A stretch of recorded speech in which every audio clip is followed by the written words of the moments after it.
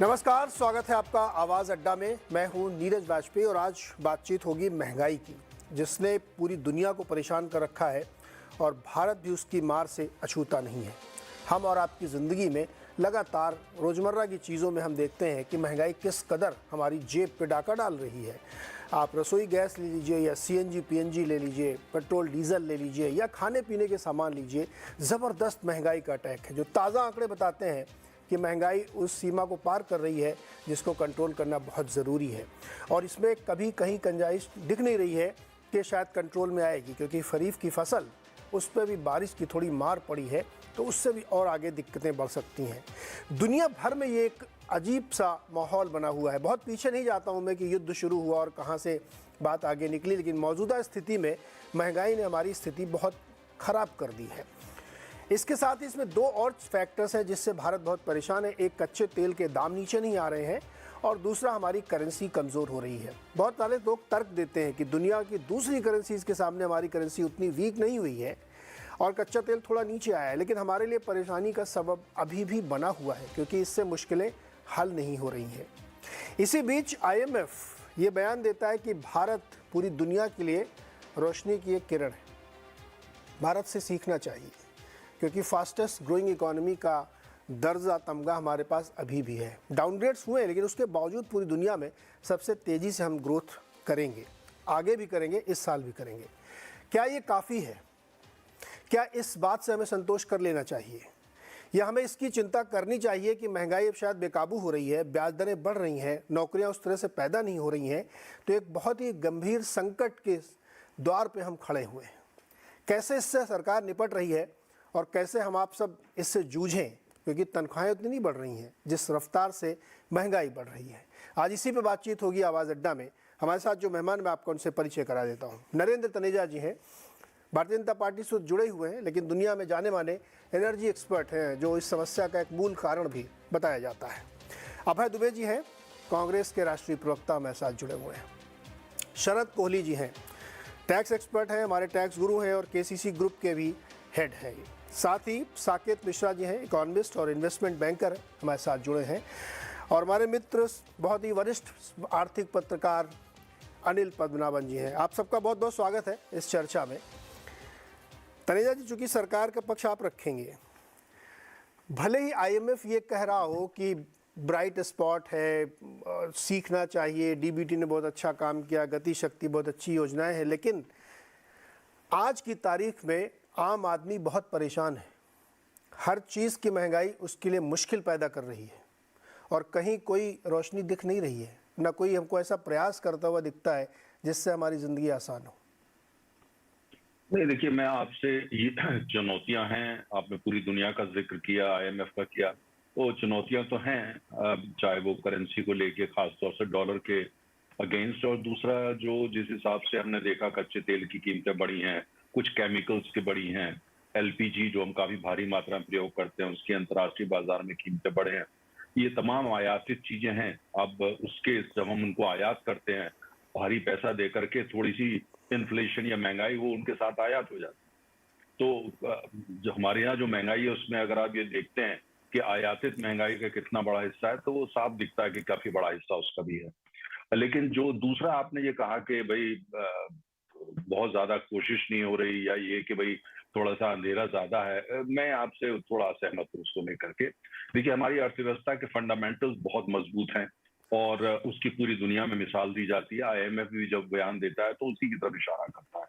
लेकिन जो day to day management economy का होता है, उसमें केंद्र सरकार की भूमिका बड़ी होती है और राज्यों की भूमिका भी होती है।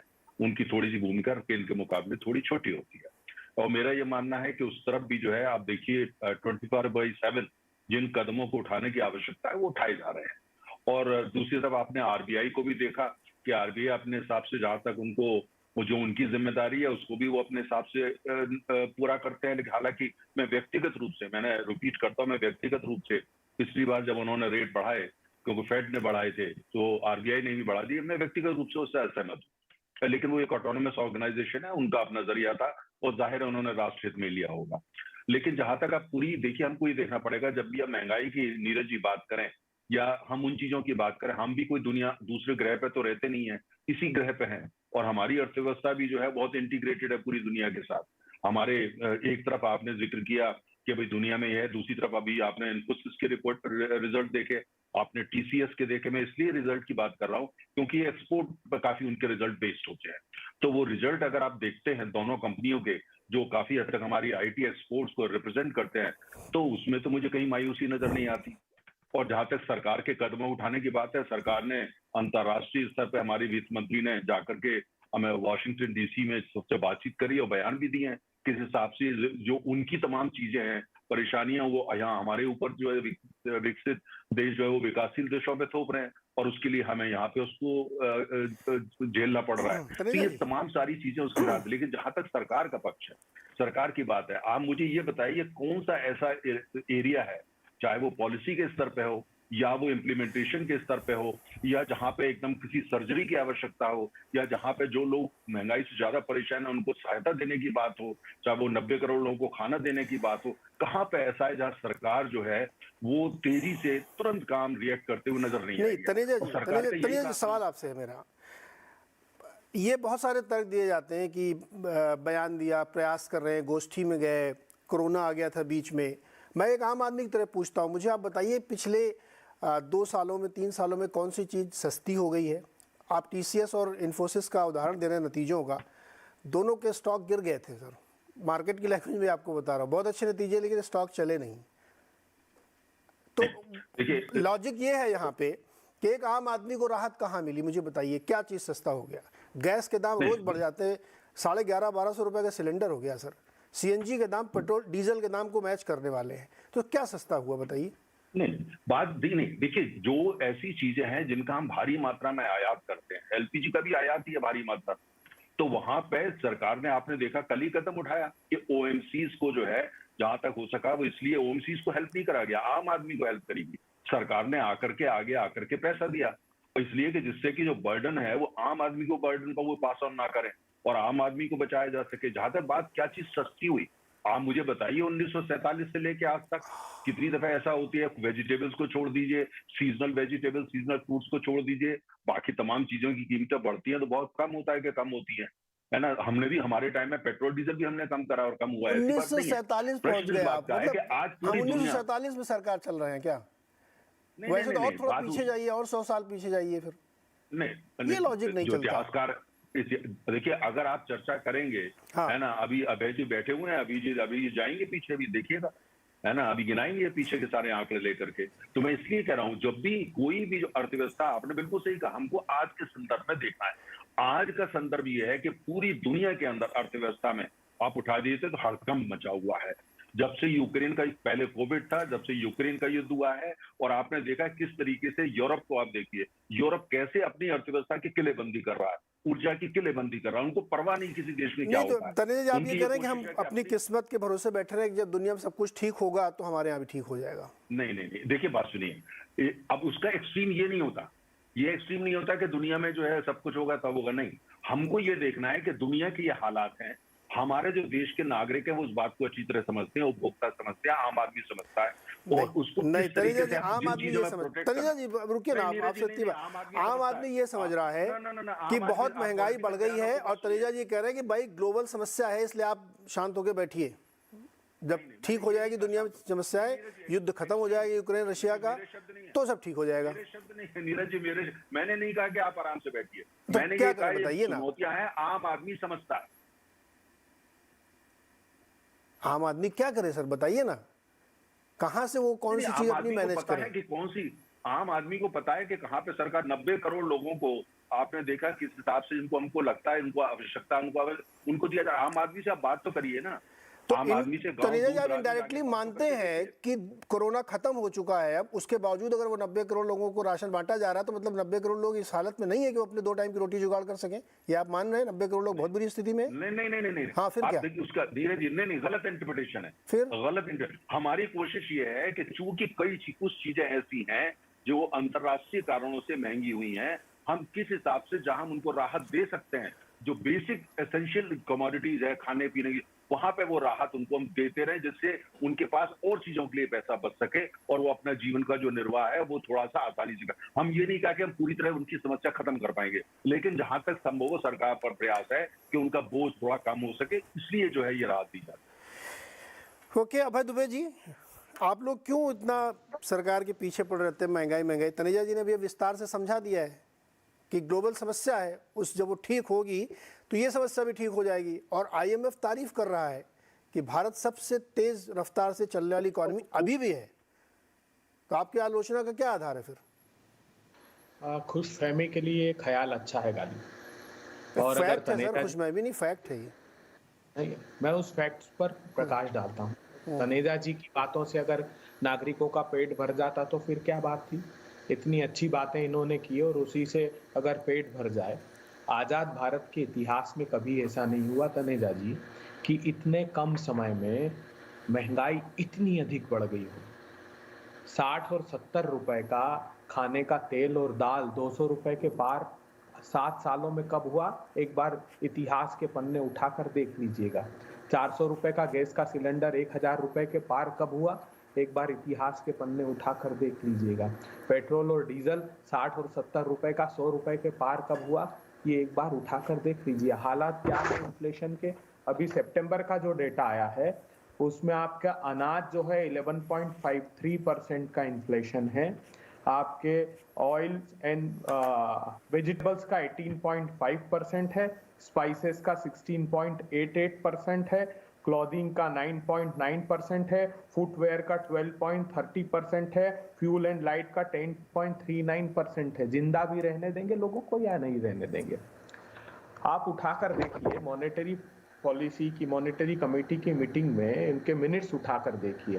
बीते 1 वर्ष से उस कमेटी के मिस्टर जयंत वर्मा जो है वो डिसेंट नोट दे रहे हैं, कह रहे हैं आरबीआई को कि आप अकोमोडेटिव स्टैंड मत लीजिए, आप इन्फ्लेशन को सीधा एड्रेस कीजिए। अभी अगस्त का आपका आरबीआई का रेजोल्यूशन पढ़ रही है, फिर वर्मा जी कह रहे हैं कि इससे स्पष्ट नहीं हो रहा है कि आप सिर्फ इन्फ्लेशन को एड्रेस कर रहे हैं।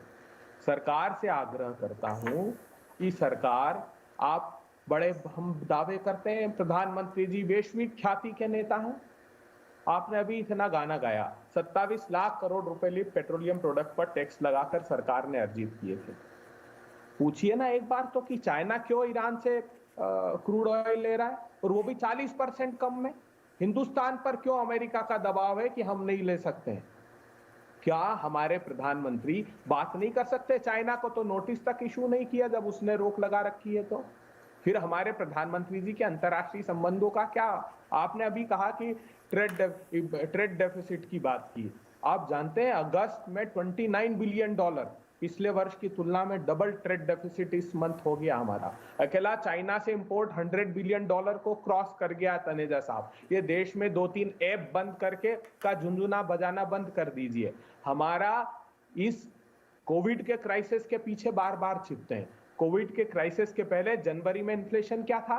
7.6%। अभी लगातार 9 महीने से इतनी महंगाई है। उस जनवरी के पहले ही एनएसएसओ की रिपोर्ट ने बताया था कि 70 के दशक के बाद पहली बार ऐसा हुआ कि रूरल कंजम्पशन 580 रुपए पर आ गया 1 महीने का। अर्थात किसानों की खाने की क्षमता, उनका फूड पैटर्न चेंज हो गया। ये 8 क्वार्टर तक इस कोविड के क्राइसिस के पहले हमारी जो ग्रोथ रेट थी वो नीचे जा रही थी, बैंक की क्रेडिट ग्रोथ कम हो रही थी। और ये सब क्यों हुआ? तो आरबीआई ने खुलासा किया उसकी मिंट स्ट्रीट मेमो की रिपोर्ट में कि नोटबंदी का गलत फैसला और गलत तरीके से जीएसटी लगाने के फैसले से भारत की अर्थव्यवस्था कोविड के पहले ही आपने डिरेल कर दी थी। तनेजा साहब, अब आप तनेजा जवाब ले ले, थोड़ा थोड़ा कर, नहीं तो फिर एक साथ में बहुत सारे सवाल के जवाब हो जाएंगे। तनेजा जवाब दीजिए। नीरज जी, हाँ अभय जी देखिए, आप तो काफी डेटा वेटा गिनाते हैं अखबार में, मैं तो लेके आता नहीं गूगल से, लेकिन वो क्योंकि पाठक देख लेते हैं उसको। लेकिन अभय जी मुझे बताइए, दुनिया में कौन सा ऐसा देश है जो आज उन चुनौतियों से नहीं संघर्ष कर रहा है जिनसे हम कर रहे हैं इस पृथ्वी पे? अन्य किसी और ग्रह का तो मुझे पता नहीं। इस पृथ्वी पर एक देश का नाम बताइए जिसकी अर्थव्यवस्था जो है वो चुनौतियों का मुकाबला नहीं कर रही है जो पूरी दुनिया कर रही है। एक अर्थव्यवस्था। दूसरी बात, हमारा फेडरल सिस्टम है। मान लिया केंद्र सरकार की नीतियां जो है 100% गलत है। आप इतने बड़े राज्य, मैं अभी 1 घंटा पहले जयपुर से वापस आया हूं, आप ही के राज्य से, है ना, आप बताइए, इतना बड़ा राजस्थान भारत का सबसे बड़ा प्रांत है एरिया के हिसाब से, और इतनी बड़ी वहां की अर्थव्यवस्था है। आपने कुछ ऐसा कोई मिसाल किया जो पूरी दुनिया नहीं कर पा रही, नरेंद्र मोदी की सरकार नहीं कर पा रही, कोई नहीं कर पा रहा, पर आप इतने काबिल हैं कि आप राजस्थान में कर रहे हैं, पूरी दुनिया को रोशनी दिखा रहे हैं। आप लाइट हाउस है पूरे विश्व के लिए। एग्जाम्पल दीजिए मुझे, क्या कर दिया। मैं अभी जयपुर से आया हूं, मैंने वहां क्या हालत है देख करके आ रहा हूं। तीसरी बात, आपने ईरान का जिक्र किया। आप एक चीज भूल रहे हैं, जो ईरान पे जो प्रतिबंध जो अमेरिका ने इनिशिएट करे थे, वो आपकी सरकार थी जिन्होंने उसको इंप्लीमेंट किया, आपने करा। और दूसरी बात, आपको ये पता होना चाहिए, आपने कहा वो चाइना को बेच रहा है। कितनी ईरान की एक्सपोर्ट कैपेसिटी है, उनका एक्सपोर्ट इंफ्रास्ट्रक्चर कितना है, उसकी जरा जानकारी कर लीजिए। अगर आपके यहाँ पार्टी के अंदर कोई व्यक्ति ऑयल को समझता हो तो ईरान का एक्सपोर्ट इंफ्रास्ट्रक्चर 100% यूटिलाइज हो गया है, और चाइना ने वहां पे $460 बिलियन का कमिटमेंट किया, उसके अगेंस्ट उनको वो मिल रहा है। मैं तेल लाने को तैयार हूं ईरान से, मैं आपको कस्टमर ला के देता हूँ, इंडिया नहीं कोई और कस्टमर होगा, मैं ला के देता हूँ, दिलवा दीजिए ईरान से तेल। है उनके पास सरप्लस कैपेसिटी। इसलिए जिस विषय का पूरा ज्ञान ना हो उसको लेकर के कटघरे पे मत करिए। जिसपे है, राजस्थान में आपने कौन सा ऐसा काम कर दिया जिससे हम भी सीख सकते हैं, अमेरिका और चीन कोरिया सब सीखेंगे, उदाहरण दीजिए। मतलब बीजेपी के प्रवक्ता ये कह रहे हैं रिकॉर्ड पर कि अमेरिका का कोई प्रतिबंध नहीं है, हमारे पास कोई बाध्यता नहीं है, हम ईरान से ले सकते हैं, लेकिन हमारी सरकार ईरान से क्रूड ऑयल नहीं ले रही है। भारतीय जनता पार्टी बिल्कुल प्रतिबंध है। मेरे गलत बात, देखिए गलत बयानबाजी नहीं करिए, गलत बयानबाजी नहीं करिए। मैंने ये नहीं, आप कह रहे हैं ईरान पे प्रतिबंध, ईरान पे अमेरिका के प्रतिबंध हैं, और जो ईरान से डील करता है वो प्रतिबंध उन पे लागू हो जाते हैं, और आपके टाइम में आपने इनको स्वीकार किया। गुमराह मत करिए, जिन तथ्यों की जानकारी नहीं है उस पर चर्चा मत करिए। मैंने नहीं कहा, आप कह रहे हैं। आपको तथ्यों की, अब तथ्य आपके और ठीक कर लीजिए। आपने कहा कि ऐसा कोई उदाहरण दीजिए। अरे साहब, ये पूरे देश की अर्थव्यवस्था का चरमराने का कारण केंद्र की सरकार है। मुझे आप बताइए, सेंट्रल आप इस्तीफा दे दीजिए, फिर आप इस्तीफा दे दें, हमको चला दीजिए राजस्थान भी, आप हट जाइए, आपके बस का नहीं है। केंद्र की सरकार को देना चाहिए। ऐसे बहस नहीं होती। राजस्थान में आप बजट किस लिए लेके आते हैं, राज्यों की भूमिका क्या होती है, टैक्सेस आप क्यों कलेक्ट करते हैं? जी, भारतीय जनता पार्टी शासित राज्यों का राजस्थान में 100% अभी देख के आ रहा हूँ, अब भी एक हफ्ता पहले। देखिए, मैं बताता हूँ हकीकत, भारतीय जनता पार्टी शासित प्रांतों की भी हकीकत बता रहा हूँ। उठाइए, चलिए, कौन सा प्रांत उठाइए। ठीक है, मैं कह रहा हूँ आप राजस्थान की बताइए। अबे जी, राजस्थान के कुछ आंकड़े दीजिए, आपने क्या क्या। अच्छा तनेजा जी और दुबे जी, रुकिए जरा सर। ये ईरान तेहरान के चक्कर में हमारे गरीब आदमी का कोई भला ही नहीं हो रहा है, आप लोग ईरान के प्रतिबंधों में लड़ाई करने लगे।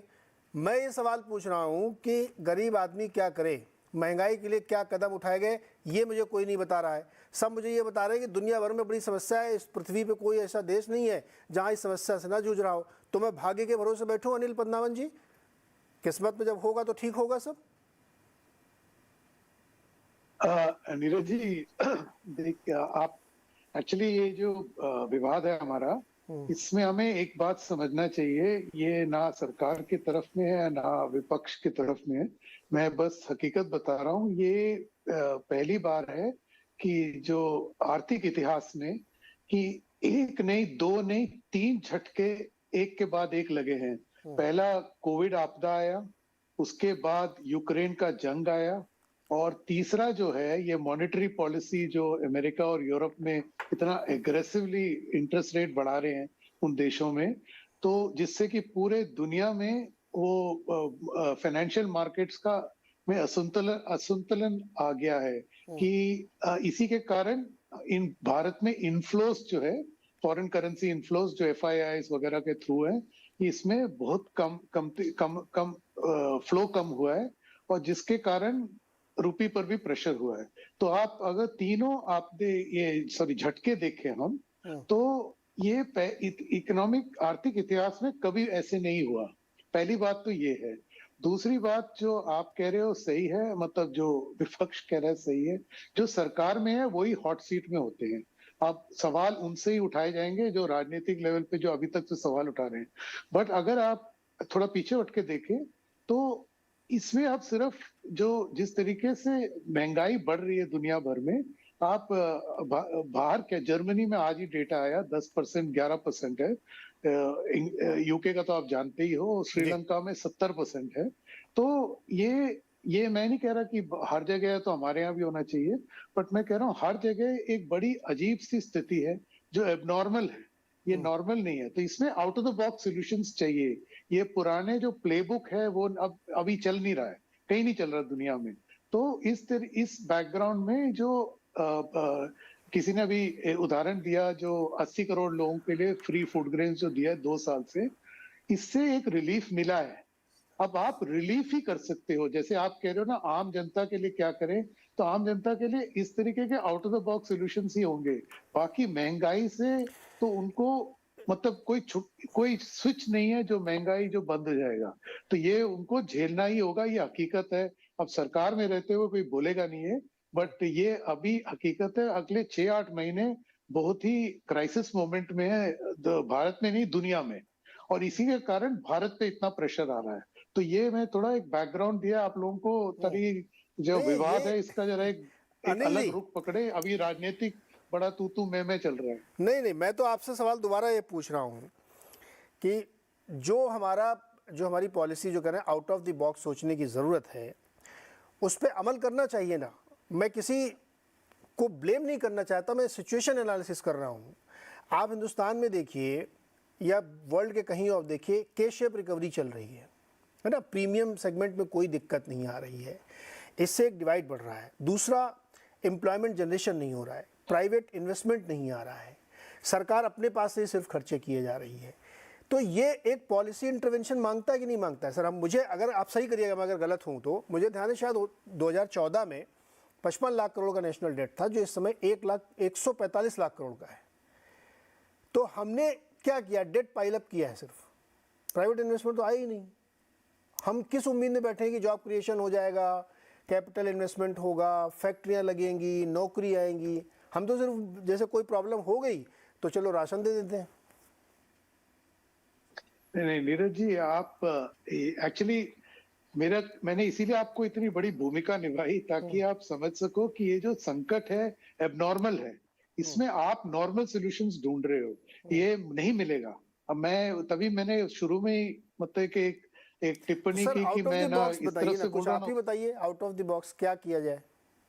तो मैं वही कह रहा हूँ। ये मैं सरकार में तो हूँ नहीं, बट आपका बात बिल्कुल कहना सही है कि इस पे एक डिस्कशन बिल्कुल होना चाहिए नेशनल लेवल पे। तो वो नेशनल लेवल एक ही संस्था है, वो पार्लियामेंट है। अब वो पार्लियामेंट ये नेता लोग चलाने देंगे तो वहां पे जरूर डिबेट होना चाहिए। ये तो नेशनल लेवल क्राइसिस है, तो कोई निजी स्टेट का प्रॉब्लम नहीं है। तो अब मैं आपकी बात मानता हूँ। अब out of the box solutions ये भारत सरकार या विशेषज्ञों से आएगा। मैंने तो एक उदाहरण दिया। अब दूसरा जो है, अब ये कैसे काबू करें पुराने लेवल के जो सरकार के तरफ से प्राइसेस होते हैं, वैसे तो है नहीं ना। आज मार्केट ओरिएंटेड इकोनॉमी है। अब इस मार्केट ओरिएंटेड इकोनॉमी में आप इन्फ्लेशन को ऐसे काबू में नहीं ला सकते। इसीलिए मैं कह रहा हूँ पुराने प्लेबुक नहीं चलेंगे, अभी डिफेंस खेलने का वक्त है। मतलब जिस तरीके से आप जिस जिस तरकीब से आप थोड़ी राहत कम दें जनरल जनता को, जैसे फूड ग्रेन्स का उदाहरण दिया, वैसे ही टाइप सोल्यूशन होंगे। और निवेश की जो आप बात कर रहे हो, ये आजकल की बात नहीं है। पिछले 2006-7 से कोई निवेश नहीं आ रहा प्राइवेट सेक्टर से फ्रेश, जो रेन्यू हो रहा है वही है। तो ये निवेश का एक समस्या आज का नहीं है, बहुत पुराना है। इसके बड़े बड़े कारण हैं। तो इसके लिए वही मैं कह रहा हूँ, आप पुराने प्लेबुक से मत देखिए, इसको एक नए अंदाज से देखना पड़ेगा। नया अप्रोच इसके चाहिए सारे सर। सोल्यूशन मेरे पास नहीं है। साकेत मिश्रा जी, नया अप्रोच चाहिए। तो हमारा सवाल फिर देखिए सर, अनिल जी हमारा सवाल वहीं पकड़ा है कि हमें तकदीर के भरोसे रहने का है। साकेत जी कुछ आइडिया है आपके पास? मैं सिंपल उस आदमी के तरफ से सवाल पूछता हूँ, मैं कैसे अपनी, आपने तो 50 बहाने बता दिए कि साहब विदेश में ऐसा हो रहा है, तेल महंगा हो रहा है, सऊदी अरब नहीं मान रहा, ओपेक ने प्रोडक्शन काट दिया है, मैं क्या काटूँ? मैं अपनी सैलरी का टैक्स कैसे बचाऊँ? मैं कैसे अपने बच्चे की फीस भरूँ? मैं घर का किराया कैसे दूँ जो बढ़ता है? मुझे आप सोल्यूशन दीजिए, बाकी दुनिया की सोल्यूशन मुझे मत दीजिए आप। नीरज जी, गंभीर समस्या है अभी, जो कि शायद सभी लोग ने एक्नॉलेज किया हुआ है। जो out of the box solution की आप बात कर रहे हैं, इस समय जो अनिल जी ने भी कहा डिफेंस खेलने का टाइम है, तो अगर मेरे से व्यक्तिगत रूप से पूछा जाए क्या करना चाहिए, तो एक दो चीजें हैं। एक तो जो के शेप रिकवरी की बात हो रही है, कुछ लोग जो लार्ज कैपिटल इंडस्ट्रीज हैं, जो सुपर रिच लोग हैं, उनको इस समय उनको एसेट भी खरीदने के अवसर प्राप्त हो रहे हैं, उनको शायद वो अमीर ज्यादा हो रहे हैं।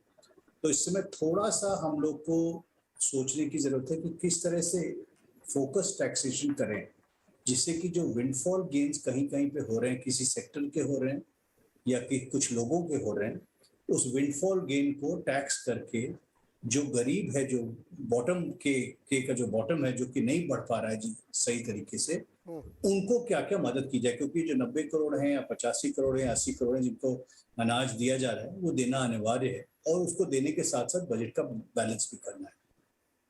तो एक तो ये है कि हम लोग को कहीं ना कहीं अपने टैक्सेशन रिजीम में कुछ बदलाव ऐसा करना पड़ेगा, जिससे कि कुछ लग्जरी गुड्स या कुछ विंडफॉल वाले लोग जो सुपर रिच हैं, उनके ऊपर टैक्स के बारे में हम लोग को पुनः सोचने की जरूरत होगी। दूसरा ये है कि ये शायद कंसोलिडेशन का समय है, क्योंकि हम लोग गरीब को और जो lower income lower middle class है उसको तो मदद की जरूरत है, बाकी लोगों के साथ हम लोग को कंसोलिडेशन करने की जरूरत है। तो ये स्थिति पैदा करनी, क्योंकि ऐसा नहीं कि इन्फ्लेशन कभी खत्म नहीं होगा। जब इन्फ्लेशन खत्म होगा उस समय हम लोग ग्रोथ पे किस तरह जाएं, उसके लिए क्या क्या चीजों की जरूरत है। तो कुछ चीजें हो रही जैसे लॉजिस्टिक्स में हो रहा है वगैरह, पर साथ साथ जो अभी तक हम लोग की सरकार जो मॉनेटरी पॉलिसी से कोविड के दौरान लोगों को सपोर्ट मिल रहा था कि इंटरेस्ट रेट लो था, उससे हम लोग को फिस्कल पॉलिसी में बदलाव करना है, जहां डायरेक्ट इन्वेस्टमेंट आना है, डायरेक्ट निवेश आना है। निजी क्षेत्र से निवेश आ नहीं रहा है। तो इस समय सरकार को भी जो पुरानी प्लेबुक का निवेश है कि भाई हमने इधर उधर जो भी बड़े बड़ी इमारतें बना दी, थोड़ा सा फोकस तरीके से सोचने की जरूरत है कि उन इलाकों में निवेश किया जाए जिनमें जाने से लोगों को रोजगार प्राप्त हो, वही गरीब जो बॉटम के वाले लोग हैं उनके लिए, और साथ साथ इंफ्रास्ट्रक्चर क्रिएट होते जाए और इकोसिस्टम क्रिएट होते जाए, जिससे 6 महीने 8 महीने 9 महीने 10 महीने जब भी हमारा इन्फ्लेशन कम होगा, ग्रोथ रिकवरी शुरू होगी, तब हम लोग तेजी से दौड़े, जिससे जिन लोगों का ये जो काला अंधकार वाला समय चल रहा है थोड़ा सा, वो जब हटेगा तो लोग आगे बढ़ सकेंगे। तो इस समय डिफेंस करके अपने आप को कंसोलिडेट करने की जरूरत है, निवेश वहां डालना है जिससे कि इन्फ्लेशन ना बढ़े, और जो लोग जिन लोग के पास विंडफॉल प्रॉफिट्स है, किसी तरीके से थोड़ा सा ट्रांसफर ऑफ इनकम की जरूरत है। अनिल जी, एक इंटरवेंशन आपको यहाँ पे चाहिए। साकेत जी कह रहे हैं कि फिस्कल इंटरवेंशन चाहिए, फिस्कल पॉलिसी होनी चाहिए, मॉनेटरी तो जो चल रही है वो चली रही है। मैंने अभी आपको दिया आंकड़ा, आप मुझे करेक्ट भी कर सकते हैं कि जितना डेट हो चुका है सरकार के पास उतना स्पेस बचा नहीं। तो ये जो साकेत जी आइडिया दे रहे हैं कि और सुपर रिच को और ज़्यादा टैक्सेशन लगाया जाए, ये हो सकता है क्या? होने के लिए क्यों नहीं हो सकता, वो तो सरकार पे निर्भर है। लेकिन आप एक्चुअली जो साकेत जी कह रहे हैं बड़ा सिग्निफिकेंट है, क्योंकि वित्त मंत्री ने कल या परसों कहा कि उनका बजट का जो फोकस रहेगा वो इन्फ्लेशन मैनेज करना है और ग्रोथ को प्रोटेक्ट करना है। तो क्लियरली उन्होंने एक सिग्नल दिया है कि फिस्कल पॉलिसी जो है एक प्रोएक्टिव रोल में जाने वाला है। अब इसका क्या शेप और क्या फॉर्म होगा ये अंदाजा लगाना मुश्किल है, बट क्लियरली सरकार में ये सोच है कि कुछ करना पड़ेगा, ये महंगाई पे काबू पाना और ग्रोथ को प्रोटेक्ट करना। ग्रोथ मतलब नौकरियां वगैरह जो जैसे कह रहे हैं, एंड ये जो कह रहे हैं सही कह रहे हैं। अगर आप एक प्लान से जाएंगे जहाँ पे क्विक रिटर्न होगा नौकरियों का, तो एक उम्मीद है कि ये अगेन एक out of the box solution. But मैं जैसे साकेत जी ने भी इशारा किया, मैं बार बार दोहरा रहा हूँ, ये पुराने प्लेबुक इस वक्त नहीं चलेंगे, तो नया प्लेबुक अत्यंत जरूरी है। नया प्लेबुक चाहिए। कोहली जी, देखिए बजट का जो उद्देश्य होता है वो ग्रोथ होना और एम्प्लॉयमेंट क्रिएट करना, महंगाई कम रही है। मैं ख्याल में जब से बजट बन रहा तब से यही फोकस है, इसमें कोई बदलाव नहीं हुआ होगा। मतलब बजट लाने का उद्देश्य यही होता है कि ग्रोथ होनी चाहिए। आप बहुत सारे लोगों की सर बैलेंस शीट वगैरह देखते रहते हैं, पीएनएल देखते रहते हैं, सब लोग खुश हैं क्या? ठीक ठाक है सब, मजे में? संदीप, ऐसा है कि गली में सारे घरों में आग लगी हुई थी, एक घर बीच में था जहां खाली धुआं था, आग नहीं थी। तो उसका दुख ज्यादा है। हम बाकी दुनिया की बात कर रहा हूं, हमारा दुख कम है। ये सच है कि हम एक ब्राइट स्पॉट हैं, ये हम एक चमकता सितारा हैं। 6.8% हमारी फोरकास्ट, दुनिया की फोरकास्ट 2.7 या 2 और 3 के बीच में घूम रही है। हम उससे बेटर है, इसमें कोई दो राय नहीं है। तो यही बिजनेसमैन में इस फिगर को देख देख के कुछ तसल्ली आ रही है। पहली बात, उनको लग रहा है कि हमारे लिए मंदी इतनी नहीं आएगी जितनी मंदी से बाकी की दुनिया जूझ रही है। पहला तो ये थोड़ी सी सांत्वना है।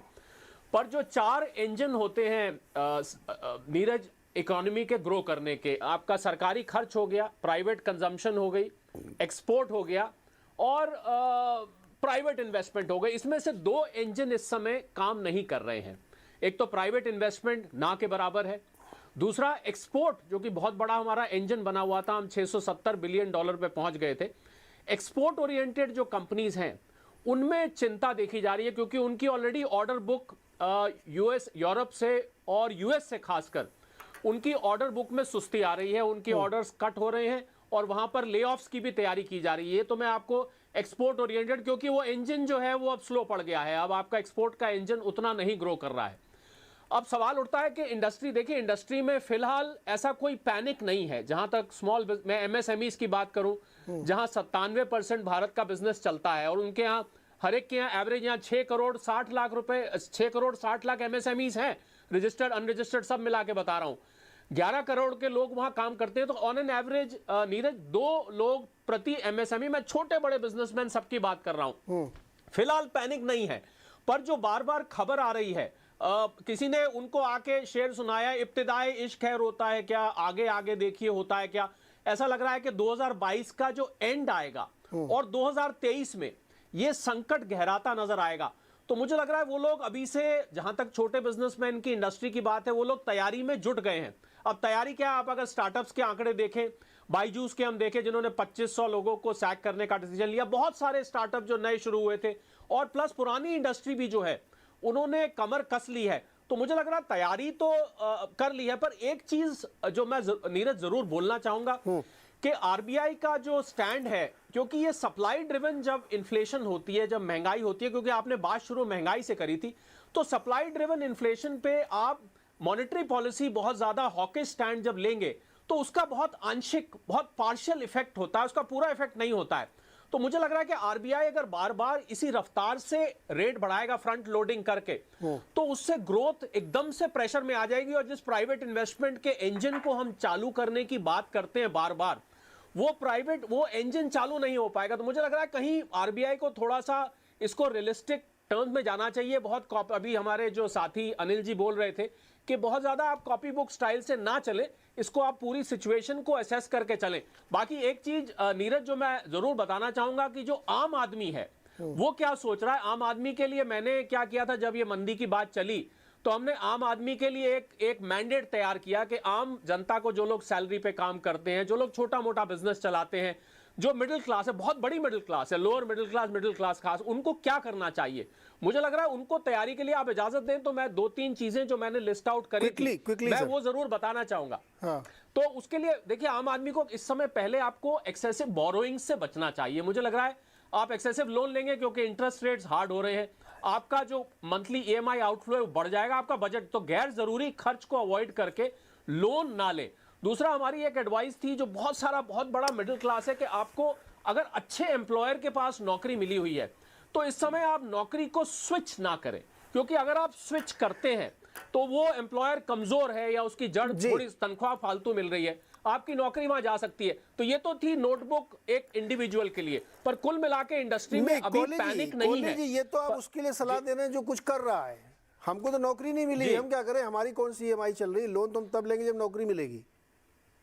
देखिए, जो अनएम्प्लॉयड है, जिनके पास काम नहीं है सर, उनके लिए तो सरकार को ही एक प्लेटफॉर्म तैयार करना पड़ेगा।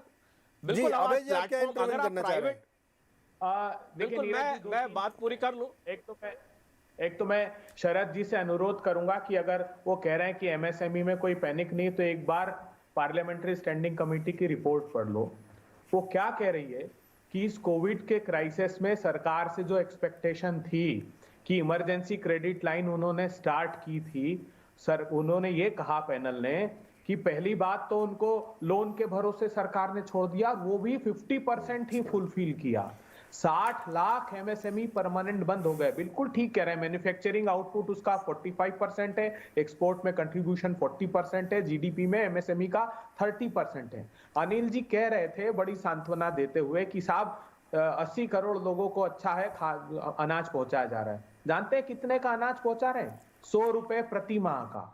मैंने किसान से बात की, मैं जब गांव गया था अभी अष्टमी पर पूजन पे, उन्होंने कहा साहब ये 100 रुपए का अनाज देना बंद कर दो, गैस का सिलेंडर सस्ता कर दो, तेल और बड़ी बात वो कह रहे हैं कि 200 रुपए का खाने का तेल मैं लेता हूं। मैं प्रधानमंत्री जी से पूछना चाहता हूं, आपने कहा था किसान भाई ऑयल सीड्स का प्रोडक्शन आप इतना बढ़ा दो कि हम इंपोर्ट पर डिपेंडेंट नहीं रहे। प्रधानमंत्री जी आपकी बात मानी, 25 मिलियन टन से आज 36 मिलियन टन ऑयल सीड्स का प्रोडक्शन हो गया।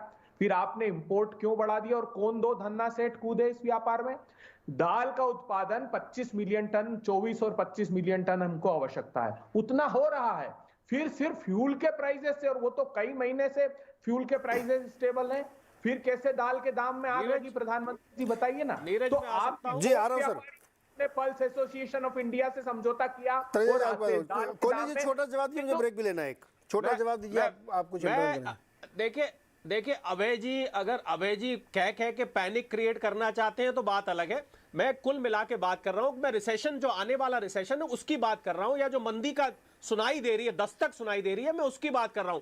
मैं ये 10 में से 10 तो आप किसी भी सेक्टर को कभी भी नहीं दे सकते। आप भी सरकार चलाएंगे तब भी नहीं दे सकते, कोई भी चलाएगा 10 में से 10 तो कभी भी नहीं आएंगे।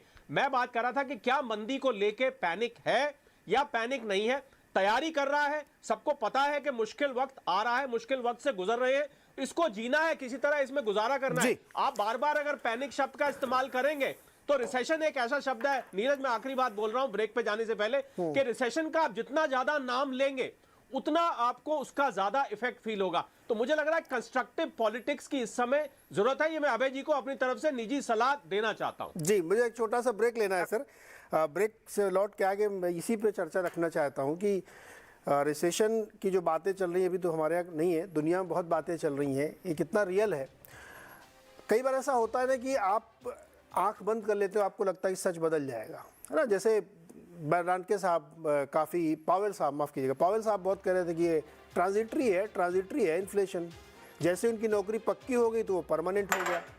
तो ये जो आंख बंद कर लेना या कुछ ऐसी पिक्चर पेश कर देना जिससे हम कुछ समय के लिए मुलतवी हो जाए, इस पर भी बातचीत होगी छोटे से ब्रेक के बाद।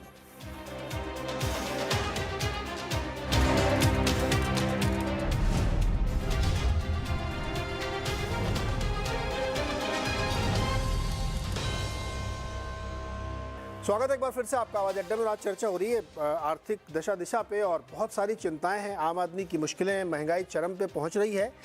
लेकिन इस चर्चा में ये निकल के आ रहा है कि अभी आप चिंता मत करिए, तनेजा जी चिंता ना करें, महंगाई की या रिसेशन आ सकता है, ऐसा नहीं करना चाहिए। देखिए नीरज जी, हमको कुछ फैक्ट्स देखने पड़ेंगे। अभय जी अपना काम कर रहे हैं, वो पैनिक क्रिएट करना चाहते हैं। शुक्र है डॉक्टर मनमोहन सिंह के साथ नहीं है, जो अर्थशास्त्र को समझते हैं। वो तो ही बोलो, एक वक्त नहीं दिया उन्होंने, वो जानते हैं, अर्थशास्त्र को समझते हैं, और वो राष्ट्रीय प्रवक्ता नहीं है, बड़े नेता हैं, उनको जिम्मेदारी से बोलते हैं।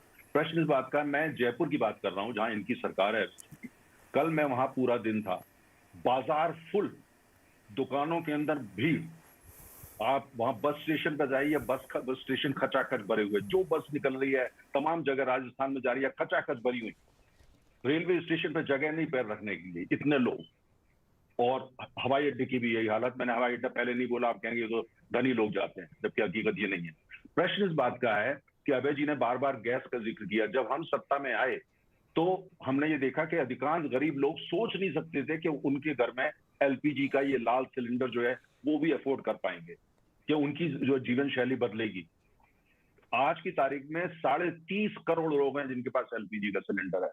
9 करोड़ महिलाएं, ध्यान दीजिए, मैं महिलाओं की बात कर रहा हूं, गरीब महिलाएं, आना भी होता है उनको उसको। एलपीजी सिलेंडर दिया गया, उनकी जीवन शैली बदल गई, उनका नजरिया दुनिया का बदल गया। तनेजा जी, उसको भरवाना भी होता है, खाली होने के बाद रिफिल भी कराना होता है। सुन लीजिए, आप सुन लीजिए। हाँ। मैं जिस पॉइंट पे आ रहा हूं कि अब बहस ये है नीरज जी कि 9 करोड़ देश की महिलाएं जो घर चलाती हैं, एक महिला का जीवन सुधरता है, पूरे परिवार का सुधरता है। उनकी जीवन शैली बदल गई और सब्सिडाइज इनको सारा कुछ करा गया। अब एलपीजी तो आयात होता है भारी मात्रा में, क्योंकि एलपीजी प्राकृतिक गैस नहीं है, वो पेट्रोलियम है, लिक्विफाइड पेट्रोलियम गैस होती है वो। अब उसका दाम जो है अंतर्राष्ट्रीय बाजार में बढ़ा है। अब हम ये कहें कि साहब वो मान लिया 12 सिलेंडर की जगह 6 ले पा रही हैं या 8 ले पा रही हैं, उसकी तुलना आप उससे करिए जब उन्होंने देखा, सोच नहीं सकते थे सिलेंडर हो। हमने गुनाह ये कर दिया कि हमने विकास कर दिया, हमने गुनाह ये कर दिया कि वो 9 करोड़ महिलाएं जो कांग्रेस के जमाने में जिनके खाते नहीं खुलते थे, गैस वो जानती नहीं थी, हमने उनको एम्पावर्ड कर दिया, सबके बैंक अकाउंट खोल दिए, सबके घर में एलपीजी सिलेंडर पहुंचा दिया, उनका जीवन बदल दिया हमने। ये हमको इसके लिए कटघरे में खड़ा करते हैं कि आपने जीवन क्यों बदल दिया। ये तो खाली धनाढ़ लोगों का था, एलपीजी सिलेंडर तो हम खाली मिडिल क्लास तक देते थे, बैंक अकाउंट तो हमने सब्सिडी हम खोलते नहीं थे। इनकी अब ये परेशानी, ये इसलिए हमको कटघरे में खड़ा करते हैं कि आपने बैंक अकाउंट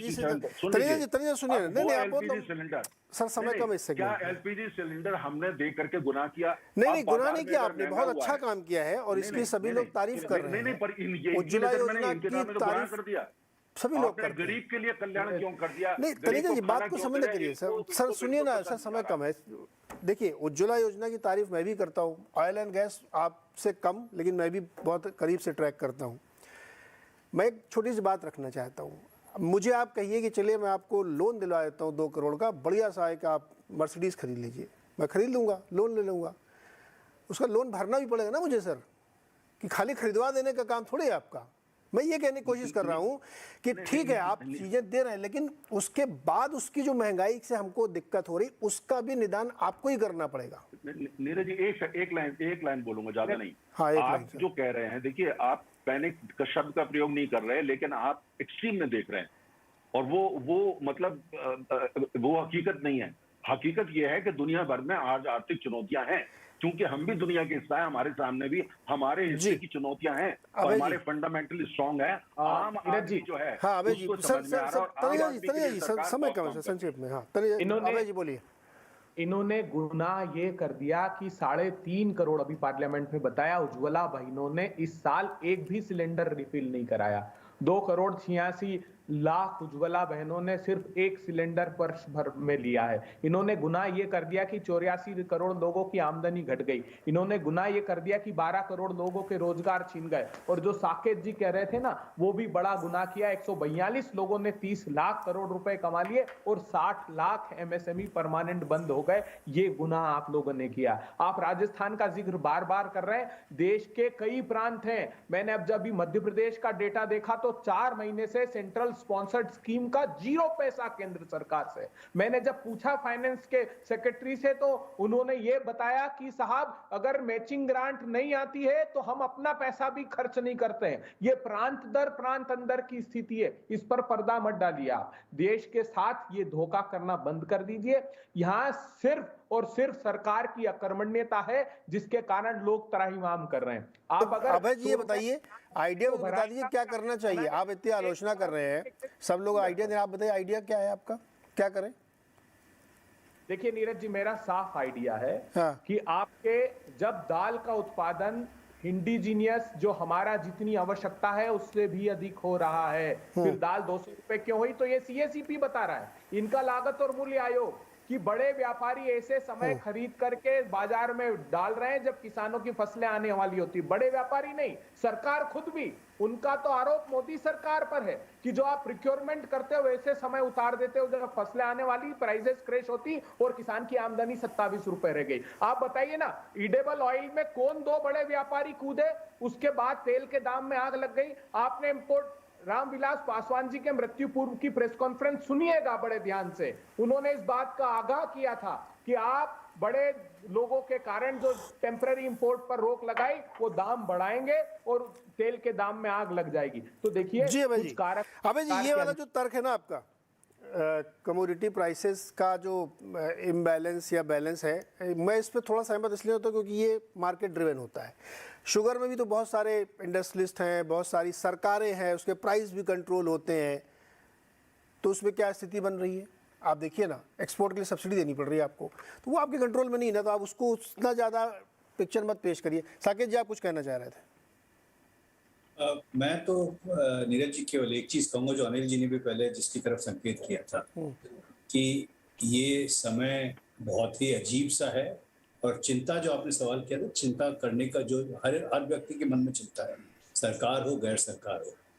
पर अगर हम लोग को वो जो बात हो रही थी कि हम लोग का देशी दीपक है एक दुनिया में, उस तरह से रहना है, तो हम लोग को थोड़ा तर्क और उसके उल्टे में जवाब देने में समय शायद कम खर्च करना पड़ेगा, क्योंकि जो उत्तर हैं वो काफी ऑब्वियस हैं। गरीबों को किस तरह जल्दी से जल्दी मदद की जाए, किस तरह से सरकार का निवेश हो उन जगहों पे जहाँ पे करने से लोगों को रोजगार प्राप्त होगा या भविष्य के लिए हमारी बढ़ोतरी में मदद मिलेगी।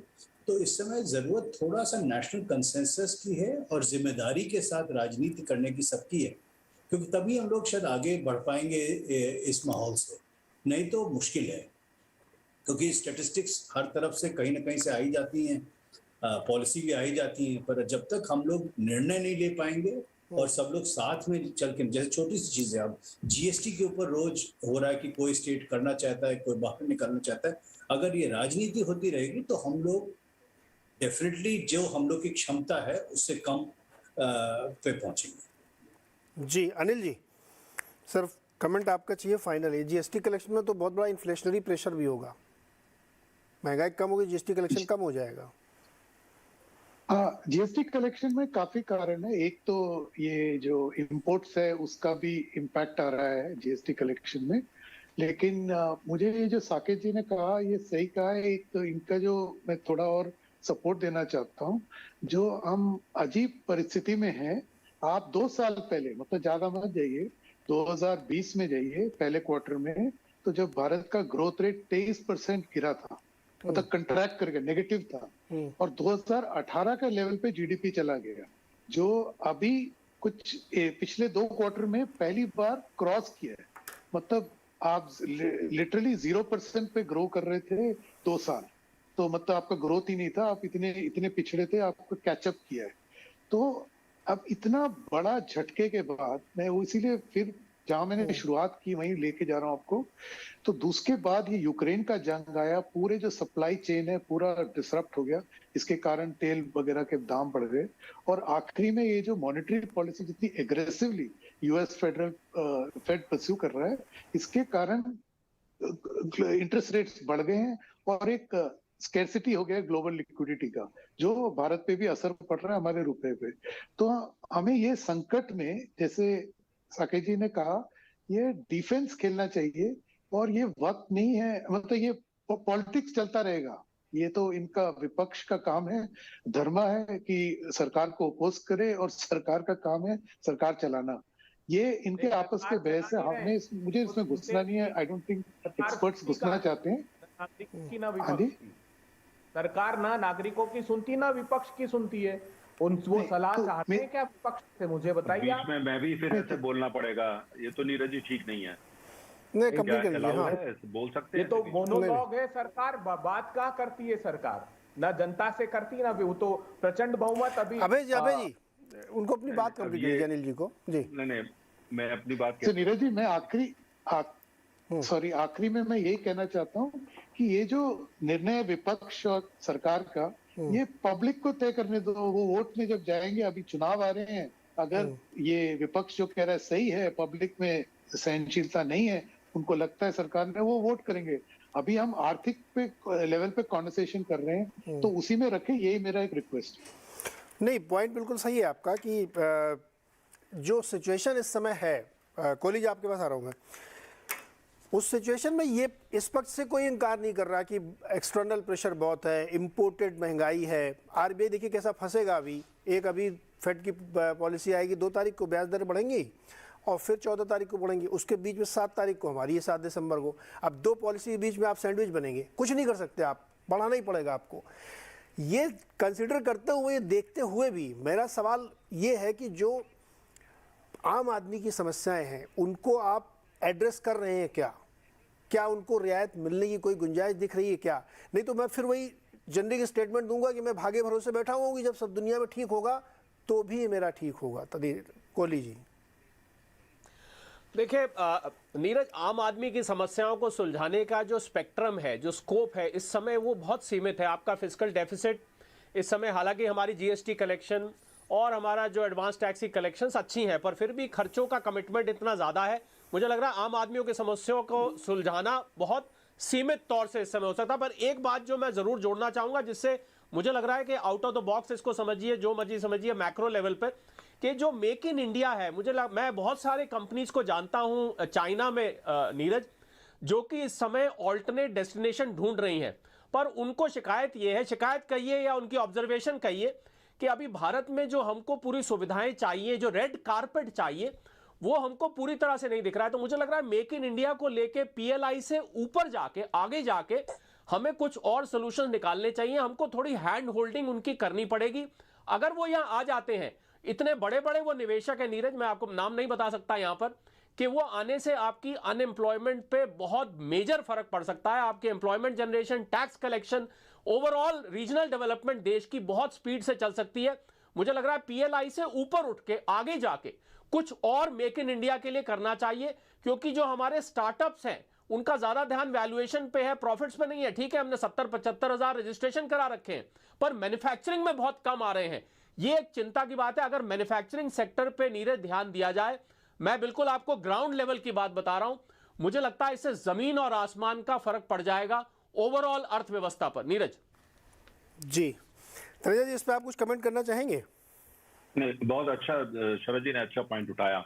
कल सुबह मैं जयपुर के पास एक इलाका है, वहां पे एक जापान जोन उसको बोलते हैं, मतलब कुल मिला के जो है उसका यह आइडिया है कि वहां पे जापान की कंपनियां आए और आकर के निवेश करें और उनको जो है फास्ट ट्रैक किया जाएगा डेवलपमेंट को, है ना। अब अगर वो बयान सुनेंगे, जैसे जिस तरह के बयान अभय जी दे रहे हैं, पैनिक बटन दबा रहे हैं, ये पैसे वाला हो गया, आपकी नीति से ये पैसे वाला हो जाता है, इस नीति से कोई बिलियनर हो जाता है, तो वो फिर आपने क्यों बना रखा है जयपुर के अंदर जापान जोन? कौन आगे निवेश करेगा अगर वो राष्ट्रीय प्रवक्ता कांग्रेस के इस तरह से बयान देंगे? तो साकेत जी ने बिल्कुल सही बात कही। हम राजनीति करें, आप भी करिए, अपना धर्म आप निभाइए, बिल्कुल निभाना चाहिए, लेकिन साथ में हमें ये नहीं भूलना चाहिए जिसमें पूरे वर्ल्ड के अंदर एक क्राइसिस चल रही है और हम उससे पूरी तरह बच नहीं सकते हैं, हमारे पे कहीं ना कहीं चीटें आएंगी। ऐसे समय में हमें ये देखना है कि हम किस तरीके से ये करें, जहां जहां कंसेंसस बन सकता है हम ऐसा बोलें जैसे पूरी दुनिया उसको सुने और आकर के भारत में निवेश करे। अगर हमसे कोई गलतियां होती हैं, आपके पास अच्छे सुझाव हैं, आपने राजस्थान या जहां भी आप सत्ता में, आपने एकदम चमन बना दिया है, हमको बुलाइए ना, हमको भी दिखाइए। अगर आप मान लिया नहीं बनाया, हमारे सहयोग की जरूरत है, आइए पब्लिकली उसका सहयोग लीजिए, मिल के लेंगे। देश तो एक ही का है ना। लेकिन अगर आप जो है हर चीज जो सरकार करे उस पर जैसे बोलते हैं तेजाबी भाषा बोले उसके बारे में, इतनी तेजाबी हो के लगे कि आपका देश ही नहीं है ये। ठीक है, आपको लगता है जनता तय करी, तो जनता तो बार बार तय कर रही है कि आप गलत हैं, आप जनता की बात सुन ही नहीं रहे हैं। लाख यात्रा कर लीजिए, आप नॉर्थ पोल से साउथ पोल चले जाइए, लेकिन जब तक आप इस देश के लिए काम नहीं करेंगे, ऐसी भाषा नहीं बोलेंगे जो देश के लोगों से जुड़ेंगी, कोई यात्रा सफल होने वाली नहीं है। भारत से बड़ी कोई यात्रा नहीं और विकास से बड़ा कोई यात्रा नहीं होती। विकास यात्रा पे आइए, ये यात्रा भी करते रहिए, वरना नॉर्थ से साउथ पोल तक कर लीजिए, कुछ होने वाला नहीं है। साकेत जी की बात 100% सही है। अब मेरी मत सुनिए अभय जी, साकेत जी की तो बात सुनिए, वो तो किसी राजनीतिक दल के नहीं है, देश तो सबका एक ही है ना। क्यों इतनी तेजाबी भाषा बोलते हैं? आप जहां बैठते हैं तेजाब फैलाते हैं, मत फैलाइए। सबकी सुनिए सर, और गरीबों की भी सुनिए। मैं दोबारा इस बात को रिट्रेट कर रहा हूँ, बहुत अच्छी चर्चा हुई, बहुत फ्रूटफुल हुई है, बहुत सारे आइडियाज़ लोग शेयर कर रहे हैं, लेकिन अगर आप मैक्रो नंबर्स पे जाएंगे ना, तो आप अपना कैट देखिए, आप अपना ट्रेड डेफिसिट देखिए, आप अपने इन्फ्लेशन नंबर्स देखिए, आप अपनी करेंसी का हैज देखिए, आप अपने जो टैक्स कलेक्शन देखिए, बहुत रोज़ी पिक्चर नहीं है सर। ये आने वाले अगले 1-2 क्वार्टर में हमारे सामने निकल के आएगी। इसलिए इस बात की चिंता करना बहुत ज़रूरी है कि केवल हम इस भरोसे रहे कि एक्सटर्नल प्रॉब्लम है, उसमें कोई शक नहीं, वो है, लेकिन आप अपने यहाँ अगर उस बात को नहीं दुरुस्त कर रहे हैं या नहीं कर रहे हैं तो फिर मुश्किल और बढ़ेगी सर। और ये जो के शेप रिकवरी है, ये बहुत अच्छी चीज़ नहीं है, इसलिए इसको भी कहीं ना कहीं आपको कंसीडर करना पड़ेगा। फिलहाल आज के लिए इतना ही। बहुत बहुत शुक्रिया हमारे साथ जुड़ने के लिए, धन्यवाद।